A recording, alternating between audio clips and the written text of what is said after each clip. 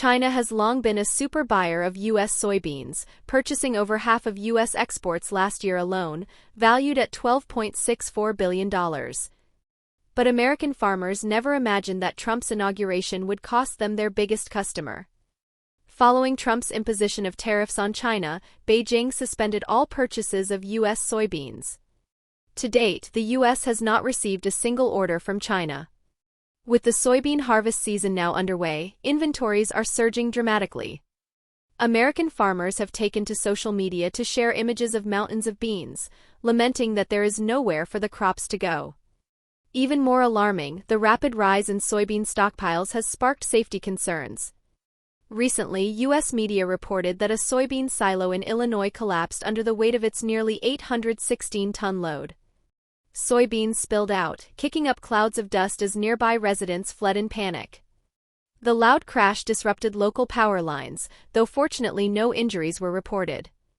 The exact cause of the accident remains unclear, though some claim cracks were visible on the silo before the collapse. The collapsed silo belonged to a long-established local storage company. Its design capacity was actually lower than the 816 tons stored before the incident, indicating overloading. Against the backdrop of the ongoing U.S.-China trade war, it's understandable that American farmers sought storage companies to accommodate their soybeans rather than let them rot in the fields. Moreover, this overstuffed storage practice is not unique to Illinois.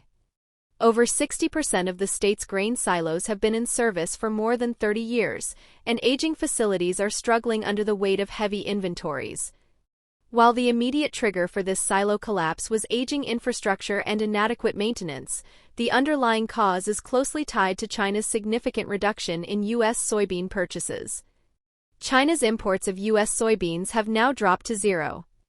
This precipitous change has caused U.S. soybean inventories to surge dramatically. Statistics indicate that 42 million metric tons of unsold soybeans are currently stockpiled nationwide this year. With storage utilization rates exceeding 98% in the Midwest, Iowa farmers have been forced to pile beans outdoors under tarps.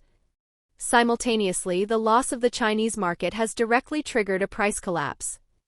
Soybean futures on the Chicago Board of Trade have plummeted to their lowest level since 2008, falling far below U.S. farmers' break-even point. This is precisely why farmers prefer storage over selling. Under these circumstances, the U.S. has explored alternative solutions. Recently, it has attempted to find substitute markets in Africa and Asia. However, the scale of these markets pales in comparison to China's, with substitute markets capable of filling only about 10% of the gap left by China. For China, a strategy to diversify soybean imports has long been in motion. Brazil has now become China's largest soybean supplier, accounting for 71% of China's imports. China has also built numerous ports and railways in Brazil. Previously, it took 30 days to transport Brazilian soybeans to China, but now it takes only 20 days, and the freight costs are cheaper than those for U.S. soybeans. Argentina's soybean sales to China are also increasing. Not long ago, Argentina even stated that China had just purchased more than a dozen shipments, and Argentina also provided preferential policies for China. Beyond switching suppliers, China is also pursuing domestic substitution. In northeast China, previously unsuitable saline alkali land now yields over 300 kilograms per mu after soil improvement. This year, soybean planting area in the region expanded by 10%, promising substantial additional output.